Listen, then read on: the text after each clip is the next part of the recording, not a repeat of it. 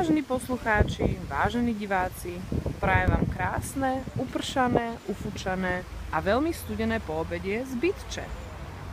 Sme na hlavnom námestí na námestí Slovenskej republiky v Bytči, kde spolu s Eduardom Kukanom pozývame našich priaznivcov a takisto diskutantov na šálku dobrej kávy.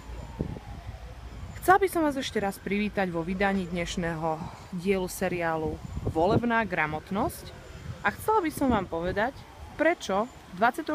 mája odovzdám svoj hlas Eduardovi Kukanovi. No odovzdám mu ho preto,